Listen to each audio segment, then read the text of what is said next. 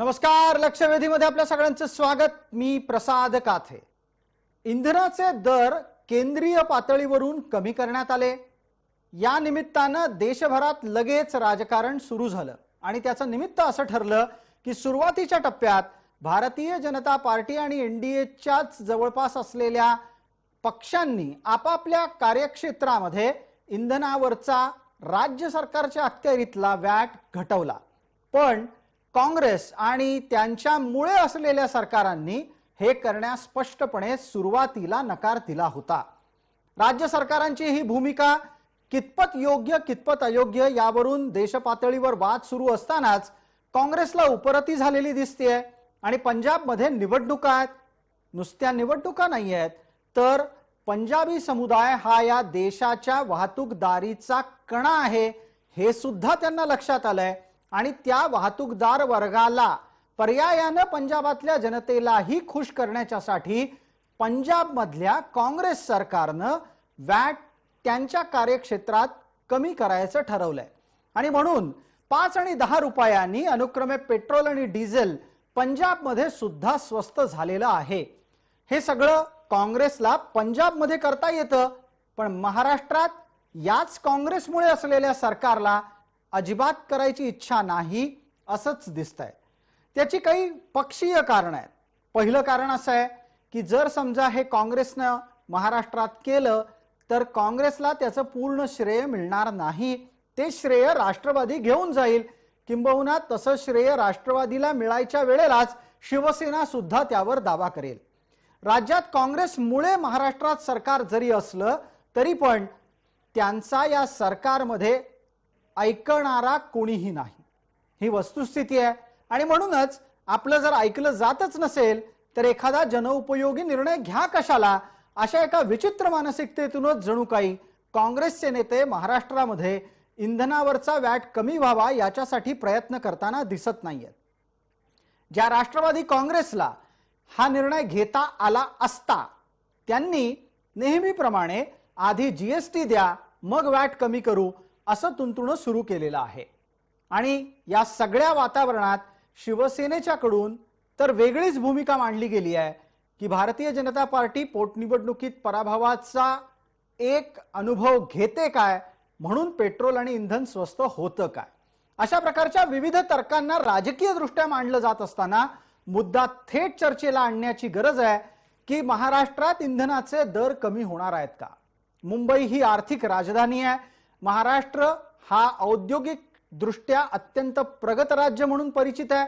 अशा वेळेला इथल्या वाहतूकदारांनी आणि इथल्या वाहतूकदारांमध्ये सुद्धा मोटर काँग्रेस अर्थात काँग्रेसच्या प्रणित वाहतूकदारांच्या माध्यमातून राज्यात इंधन स्वस्त झालं पाहिजे, पेट्रोल आणि डिझेलवरचा व्हॅट कमी झाला पाहिजे असं सांगूनही मविया काही ऐकायला तयार नाही.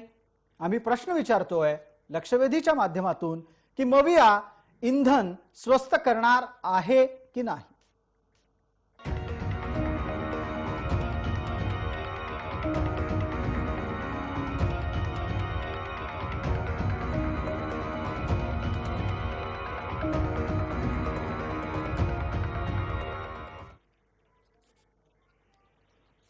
या चर्चेमध्ये आपल्याबरोबर सहभागी होणाऱ्या मान्यवरांचा मी आपल्याला पटकन परिचय करून देतो. आपल्यासोबत बल मलकित सिंग आहेत.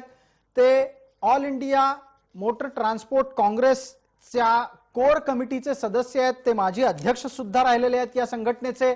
याचबरोबर आपल्या सोबत पेट्रोल वितरक अली दारूवाला आहेत. भारतीय जनता पार्टीच्या वतीने आपल्यासोबत प्रवक्ता प्रतिनिधी या नात्यानं गणेश खणकर आहेत.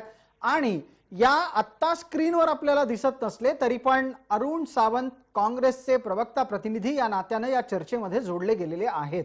ते फोनद्वारे या चर्चेत सहभागी होतात.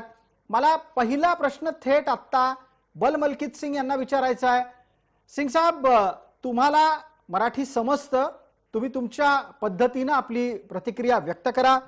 पंजाबमध्ये काँग्रेसला जमतं, पण याच काँग्रेसच्या मुळे जे महाराष्ट्रातलं मवियाचं सरकार आहे तिथे पेट्रोल आणि डिझेलवर इंधनात सवलत व्हॅटची का मिळत नसावी. तुम्ही लिहिलेल्या पत्रामध्ये काय तर्क दिलाय, का म्हणून तुम्हाला व्हॅटची सवलत महाराष्ट्रातही हवी आहे? प्रसाद जी, आपने सही विवरण दिया है। जिस तरह दिवाली के मौके पर केंद्र सरकार ने एक्साइज ड्यूटी में 5 रुपए पेट्रोल और 10 रुपए डीजल में कटौती की थी, यह कटौती की सरकार ने, हम इसका स्वागत करते हैं। और लेकिन काफी देरी से हुई, क्योंकि काफी समय से हमारा उद्योग, परिवहन उद्योग, जो इस देश की रीढ़ की हड्डी है, मतलब जिस तरह शरीर में खून चलता है तो शरीर चलता है, अगर सड़कों पर गाड़ियां दौड़ती हैं तो देश चलता है, अर्थव्यवस्था चलती है। और जब भी केंद्र सरकार ने ये किया तो राज्य सरकारों से भी अपील की कि अब आपकी बारी है, आप अपने वैट में कटौती करिए और जनता को, परिवहन उद्योग को, जो जनता त्रात्रा कर रही है, महंगाई से मर रही है, उन पे राहत दे। और इमीडिएटली आपने देखा कि जो भी बीजेपी रूल्ड स्टेट थे, उन्होंने अगले दिन ही एक कटौती की। हमने सभी राज्य सरकारों से यह अपील की थी कि आप अपना वैट कम करें, इस उद्योग को, जनता को राहत दें। आज पंजाब ने कटौती की है। कटौती पूरे कांग्रेस राज्य क्षेत्र हो, राज्य हो या फिर ऑपरेशन रूल्ड स्टेट्स हो, उन्होंने इसमें कटौती करनी चाहिए। यह समय की पुकार है, समय की मांग है, जनता की पुकार है। और जिस तरह आप देखेंगे कि महाराष्ट्र विकास आघाड़ी है, जो कि कांग्रेस, शिवसेना और एनसीपी का एक अलायंस है। एक जिम्मेदारी बिल्कुल बनती है बिल्कुल सभी। बलमलकीत सिंग जी, आपकी बात पहुंच गई। आपण असं म्हणत होतात की ही आत्ताची काळाची गरज आहे। मला एक पटकन प्रश्न विचारायचा आहे, तो अरुण सावंत यांना। मी गणेश खंडकर आपल्यापर्यंत पोहोचतो। केंद्र सरकारने निर्णय घेतला, नंतर भारतीय जनता पार्टीच्या शासित राज्यांनीही निर्णय घेतला, त्यामुळे तुमच्याकडे यायला थोडासा वेळ आहे। आधी पटकन एकदा अरुण सावंत यांना बोलतं करू। सावंत साहेब, आपण फोनवरून आमच्याशी जोडले गेलेले आहात। वाहतूकदारांच्या काँग्रेस प्रणित संघटनेला वाटतं की मवियानं डिझेल आणि पेट्रोल महाराष्ट्रात स्वस्त करावं, पण आपलं सरकार काही करायला तयार नाही। जे पंजाबात काँग्रेस करते ते त्यांना महाराष्ट्रात का करून दाखवायचं नाहीये? सावंत साहेब, उत्तर हवंय। पहा, आम्हाला सुद्धा हेच वाटतं, जे पंजाब मधील आमचे जे प्रतिनिधी आहेत त्यांना जे वाटते तसंच या सरकारला सुद्धा वाटतं, परंतु मूळ जो अडसर आहे तो जनतेने सुद्धा ध्यानात घ्यावा आणि आपण सर्वांनी ध्यानात घ्यावा की हे जे काही भारतीय जनता पार्टीचं केंद्रातलं जे काही सरकार आहे, या सरकारने जी काही लूट चालू केलेली गेल्या 7 वर्षांपासून, ती लूट काही थांबायला मागत नाही। मी यांचं आपणास एक उदाहरण देतो, म्हणजे तुम्हा सर्वांना हे सत्य उमगून येईल। आपण पहा, कोरोनाच्या या काळामध्ये 2019-20 या आर्थिक वर्षामध्ये उत्पादन शुल्काचे जे काही संकलन झालं या राज्यामध्ये, या देशामध्ये, ते संकलन झालं टोटल 2,39 लाख रुपयांचं। 2,39 लाख। दुसऱ्या वर्षामध्ये 2020-21 मध्ये हेच संकलन केंद्र सरकारने केलं 3,89 लाख रुपये। आणि गेल्या ऑक्टोबर मध्ये, म्हणजे मागच्या महिन्यामध्ये, जीएसटी कर संकलन जे आहे ते 1,30,000 कोटी रुपये झाले। कोरोनाच्या मध्ये आणखी किती कर सरकार गोळा करणार आहे आता यांनी सांगावं। केंद्र सरकारने दिलेला, सध्या जी काही केंद्र सरकारने जे एक दाखवलं गाजर, की आम्ही पेट्रोलवरती 5 सावंत, एकच मिनिट। अरुण सावंत, आपण मुद्द्याला येऊयात। अरुण सावंत, आपण मुद्द्याला येऊयात। तुम्ही गेल्या 7 वर्षाचा हिशोब काढताय, तुम्ही त्याच्याच बरोबर बाकीचेही अनेक उत्तरं देताय। पंजाबात काँग्रेसला जमतं, ते महाराष्ट्रात का जमत नाही याचं उत्तर नाही सापडत आहे। गणेश खंडकर, काँग्रेसकडे याचं उत्तर नाही आहे, तुमच्याकडे याचं निरीक्षक म्हणून उत्तर आहे का? प्रसाद जी, काँग्रेसकडे याचं उत्तर असेल असं मला तरी निदान वाटत नाही। पण कसं आहे, एक भूमिका यांची एकदम स्पष्ट आहे, महाराष्ट्र विकास आघाडीची, महाविकास आघाडीची। आला अंगावर की ढकल केंद्रावर।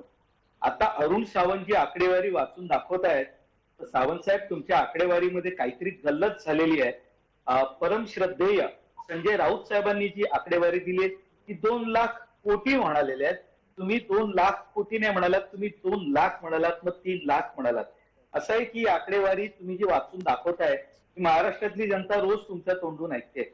विषय असा आहे की ज्या वेळेला गत काही महिन्यांपूर्वी, तुम्हाला आठवत असेल प्रसादजी, दिल्लीमध्ये एक बैठक झाली होती आणि या पेट्रोल दराच्या बाबतीत काही निर्णय घेण्याची भूमिका ज्या वेळेला आली, तेव्हा सर्वात पहिला विरोध जर कुणी केला असेल तर तो अजित पवारांनी केला, महाराष्ट्राचे अर्थमंत्री म्हणून।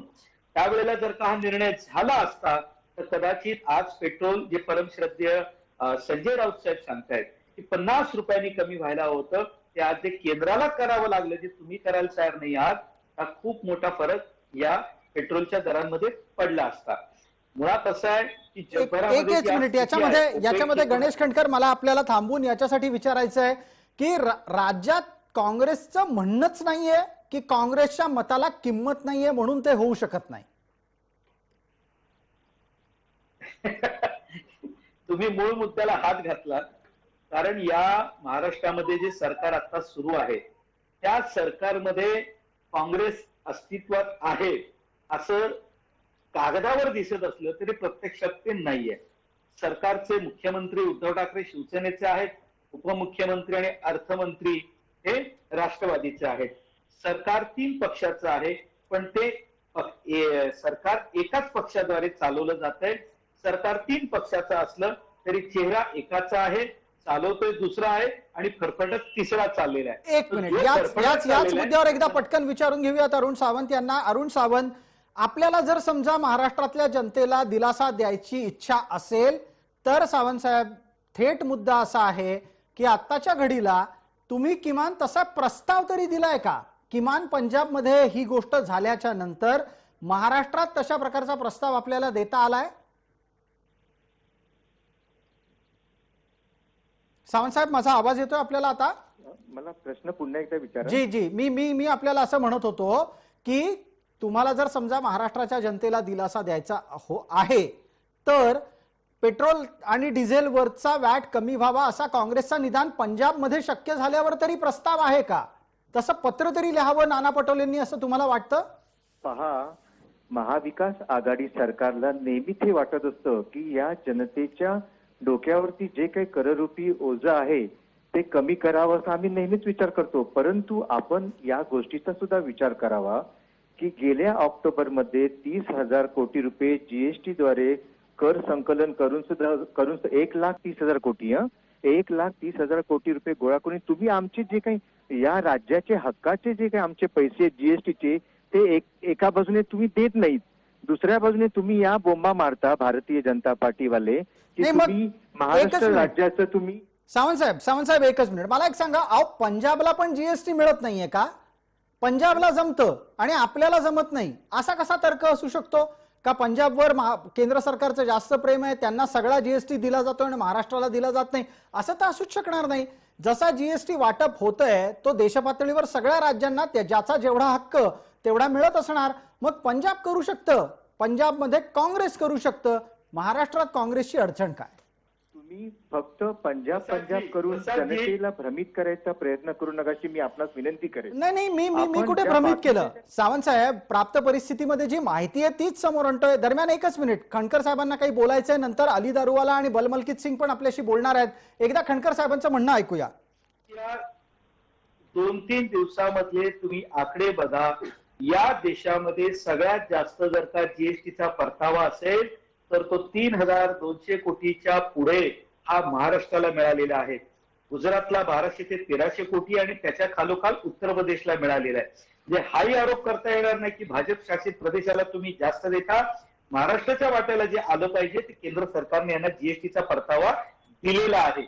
ठीक आहे, एक पटकन आता पुढे जाऊयात. आपल्या सोबत असलेल्या अली दारूवाला यांना बोलतं करतो, त्यानंतरचा पुढचा प्रश्न बलमलकीत सिंग यांच्यासाठी असेल. अली दारूवालाजी, जर समजा राज्य सरकारनी वॅट कमी केला तर आपल्याला पेट्रोल आणि इंधनाचे दर काय महाराष्ट्रामध्ये दिसतील?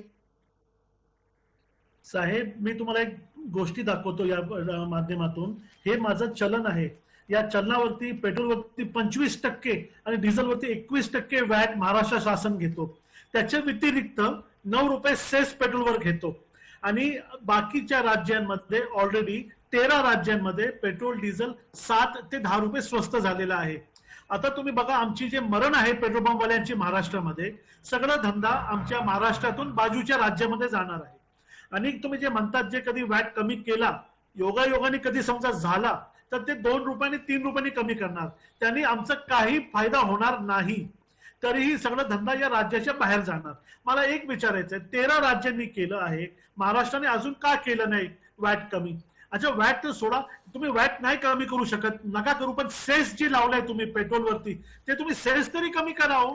दारूवालाजी अरुण एकच सर, मिनिट, तुम्ही please दारूवालाजी याच्यामध्ये एक इंटरेस्टिंग गोष्ट आहे, ती आपण चर्चेमध्ये आणूया. दुष्काळाचा सेस सुद्धा पेट्रोल आणि डिझेलवर आहे महाराष्ट्रात. हा किती सालापासून आहे आणि त्यानंतर परिस्थिती बदलली आहे, तरीही अजूनही दुष्काळाच्या नावाखाली पेट्रोल डिझेलच्या किमतीतून राज्य सरकारची सेस अंतर्गत कमाई सुरू आहे. याचाही तपशील आपण द्या. दारू बंदी कर, त्याच्यानंतर रोड सेस, एज्युकेशन सेस, स्वच्छ भारत सेस, आणि हे सगळं असून आपलं हे जे आहे ना आपलं दुसरं ते एक्साइज ड्युटी मधूनही त्यांना वाटा भेटतो. एक्साइज ड्युटी समजा 20 रुपये गोळा केले तर त्यांना 4 रुपये हे परत परतावा केंद्रातून येतात. हे जीएसटीचं वारंवार सांगताय. एक्साइज मधून जे पेट्रोलवरती त्यांना जे परतावा येतो त्याच्यावरती हे का सांगत नाही अरुण सर? तुम्ही हे प्लीज क्लिअर करा ना. तुम्ही प्लीज मेहरबानी करून या माध्यमातून, या टीव्हीच्या माध्यमातून खोटं तुम्ही लोकांना सांगू नका. जी अरुण सर प्लीज जी तुम्ही हे क्लॅरिफिकेशन द्या. अली दारूवालाजी, आपण अरुण सावंतांचं उत्तर घेऊच. याच दरम्यान शरद पवार आणि देवेंद्र फडणवीस या दोघांच्या कडून या संपूर्ण प्रकरणावर आलेली वक्तव्य बघू आणि त्याच नंतर चर्चेला आणखीन पुढे नेऊयात. राज्य सरकारने असं सुचवलेलं दिसतंय की आम्ही निश्चित दिलासा देऊ, पण केंद्र सरकारने राज्याची GSTची जे देणं आहे ते कृपाकरून लवकर द्यावं. ते दिल्याच्या नंतर अशा प्रकारचा लोकांना मदत करणारा निर्णय घेणं हे शक्य होईल. मला असं वाटतं की हे जे काही बोलणं आहे ना, मी दुर्दैवाने असं म्हणतो की ज्यांना समजतच नाहीत अशी मंडळी या सगळ्या गोष्टी बोलतायत. पहिल्यांदा तर जीएसटीची रक्कम मिळतेच आहे, मागच्या वर्षी मिळाली, यावर्षी मिळणार आहे, ती कुठेच जात नाही. पण केंद्राने 5 रुपये टॅक्स कमी केला की ऑटोमॅटिक 7 रुपये टॅक्स कमी होतो. आमचं म्हणणं तो 10-12 रुपये करा ना. तर थोडक्यात काय, केंद्राच्याकडून दिल्या गेलेल्या सवलतीचा अतिरिक्त लाभ हा राज्यामध्ये देता येणं शक्य आहे, तो द्यायची इच्छा आहे की नाही हा मुद्दा आहे. बलमलकीत सिंग आपल्या सोबत आहेत. All India motor transport congress से ते कोर कमेटी सदस्य आहेत, माजी अध्यक्ष रहे हैं. मलकीत सिंह जी, अगर इस तरीके से कोई रियायत महाराष्ट्र में मिलती है तो क्या इसका असर पूरे देश भर में देखा जा सकता है? देखिए, महाराष्ट्र सरकार की मजबूरी है कि जो नेबरिंग स्टेट हैं उनके एट पार डीजल की कीमतों को लेके आए. लाखों गाड़ियां देश में गुजरात से महाराष्ट्र होती कर्नाटका में जाती हैं, मध्य प्रदेश में जाती हैं. इसी तरह मध्य प्रदेश और कर्नाटका से गाड़ियां गुजरती हुई, छत्तीसगढ़ से गुजरती हुई महाराष्ट्र से गाड़ियां दूसरे राज्य में जाती हैं.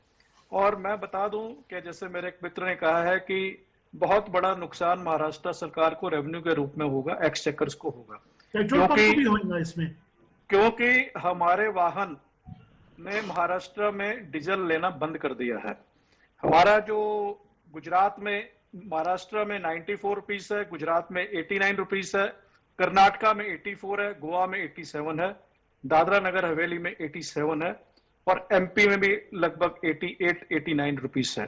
तो आज 94 रुपीस में डीजल हम क्यों खरीदेंगे? और हमारी जो टैंक है एक गाड़ी में वो 360 लीटर का एक टैंक है जो कंपनी फिटेड देता है और हमें उसकी परमिशन भी है, हम 2 टैंक भी लगा सकते हैं. लेकिन मैं 700 लीटर डीजल लेके पूरे देश में दौड़ सकता हूं. तो महाराष्ट्र को एक रेवेन्यू के माध्यम से कितना नुकसान होगा ये महाराष्ट्र सरकार को कल्पना करनी चाहिए. नहीं तो आने पीछे 3-4 दिन के आंकड़े देख लेने चाहिए कि उनकी डीजल की सेल कितनी घटी है.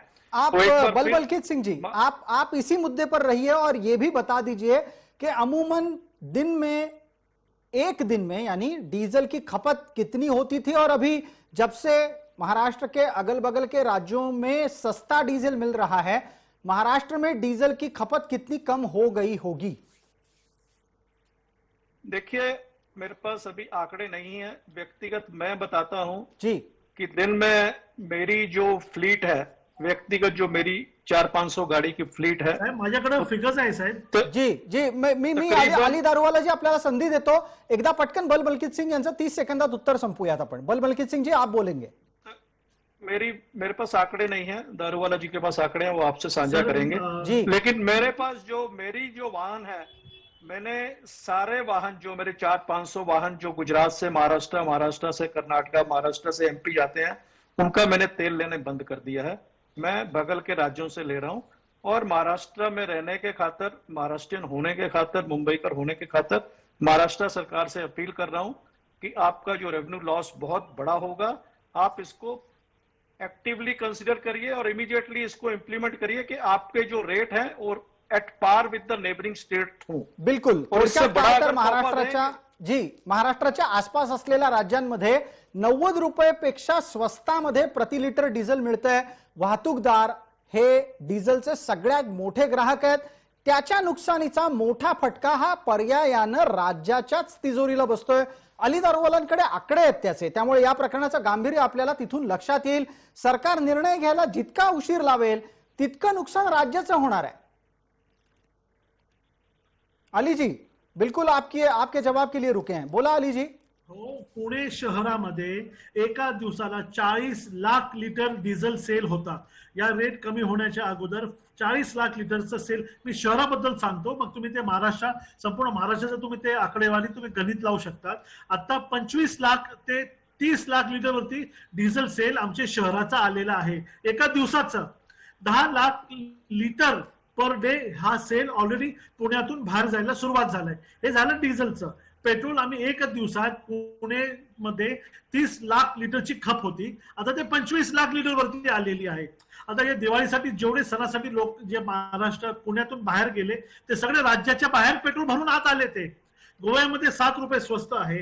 13 जे राज्य आहेत त्यामध्ये कर्नाटक, गोवा, आसाम, त्रिपुरा, उत्तराखंड, यूपी, मणिपूर, गुजरात, हरियाणा, ओरिसा, पंजाब सगळ्या राज्यांनी कमी केलंय. महाराष्ट्र करू शकत नाही. आम्हाला एक समजत नाही, पंपवाल्यांना आश्चर्य वाटतोय. 2 ते 3 दिवस मागे हे बैलगाडीची इथं आंदोलन काढलं होतं. पंप बंद केले आमचे पुण्याचे येऊन त्यांनी आंदोलन, पेट्रोल रेट वाढले म्हणून. आता जेव्हा यांना करायची संधी आली तर हे लोक काही दिसतच नाही आम्हाला कुठं. अगदी अली दारूवाला आपलं म्हणणं पोहोचलं. अरुण सावंतांना त्याचं उत्तर मागूयात आपण. अरुण सावंत साहेब, वेळेच्या मर्यादेत आपण या प्रश्नाला आपल्यापर्यंत घेऊन येतोय. ज्या वेळेला पेट्रोल डिझेल स्वस्त होत नव्हतं त्यावेळेला बैलगाडीचे मोर्चा काढणारे आता केंद्राकडून पेट्रोल डिझेल स्वस्त झाल्याच्या नंतर बैलगाडी सोडा, चालत सुद्धा पंपवाल्यांच्या वेदना ऐकायला तयार नाही. जनतेचं तो सोडूनच द्या. सावंत साहेब बोला. मला वाटतं तुम्ही हे भारतीय जनता पार्टीच्या नेत्यांबद्दल म्हणत आहात की कोणाबद्दल? कारण नाही, यावर राज्याची चर्चा चालली आहे ना. राज्यामध्ये कुठे भाजपवाल्यांनी बैलगाडीचे मोर्चे काढले होते? प्रसादजी, तुम्ही आता आम्हाला जर वेळ देता आमचं बोलणं आहे का? तुम्ही काहीच ऐकत नसाल जर तर कसं होईल ना. मला सावंत साहेब बोला. मगाचपासून मी अनेक गोष्टी ऐकल्या तुमच्या आणि फडणवीसांच्या सुद्धा ऐकल्या. फडणवीसांना असं वाटतं की जे काही कळतं ते मलाच कळतं, बाकी सगळे मूर्ख आहेत. बघा तुम्ही केंद्र सरकारकडून किती प्रकारचे कर लावले जातात याचा तुम्ही मुळीच उल्लेख करत नाहीये. तुम्ही मात्र महाराष्ट्र सरकारने याचा आपला काय तो दुष्काळ कर लावला, त्याचा मात्र जोरदार इथे दंडोरा पिटला आणि महाराष्ट्राला बदनाम करण्याच्या गोष्टी केल्या. केंद्र सरकार मूळ उत्पादन शुल्क लावतं, अतिरिक्त उत्पादन शुल्क लावतं, रस्ते उपकर लावतं, कृषी उपकर लावतं. अशा प्रकारचे नाना केंद्र सरकारतर्फे लावले जातात आणि महाराष्ट्राला काय मिळतं तर महाराष्ट्राला फक्त मूळ जो उत्पादन शुल्क असतं त्याचाच परतावा देण्यात येतो. बाकी सगळा पैसा हा केंद्र सरकार खात असतं, लुटत असतं. तुम्हाला मी एक उदाहरण म्हणून एक गोष्ट सांगतो. 2020-21 या आर्थिक वर्षामध्ये डिझेलवरील नाही का, आता तुम्हाला ऐकावंच लागेल, डिझेलवरील केंद्रीय कराच्या रूपाने केंद्राला किती मिळाले? 35,435 कोटी रुपये केंद्रामध्ये जमा झाले आणि परताव्या पोटी महाराष्ट्राला किती दिले त्यांनी? अवघा 1.26%, म्हणजे 383 एकच मिनिट. सावंत साहेब, पटकन मुद्द्यावर येणं गरजेचं आहे. वेळेची मर्यादा आपण ओलांडलेली आहे. मविया महाराष्ट्रात इंधन स्वस्त करणार आहे की नाही याच्यावर उत्तर द्या पटकन कृपया. त्यावरती उत्तर एकच आहे की जो काय भरमसाठ कर केंद्र सरकार गोळा करत असतं आणि जनतेला लुटत असतं त्याच्यातील जो काही महाराष्ट्राचा हक्काचा पैसा आहे तो त्यांनी महाराष्ट्राला द्यावा, की आम्ही तात्काळ लगेच दुसऱ्या दिवशी इकडचे पेट्रोल आणि डिझेलचे दर कमी करू. माध्यमातला सावंत साहेब, एक प्रश्न येतोय आपल्यासाठी. पेट्रोल किती कमी करणार आणि कधी कमी करणार तुम्ही? सावंत साहेब, प्रश्न ऐकायला आला का? नाही आला, ऐकायला नाही आला मला काही. जी ते विचारतायत किती कमी करणार आणि कधी कमी करणार. समजा केंद्राने दिला पैसा तुमच्या चर्चेसाठी. ठेवू शकतो इथं.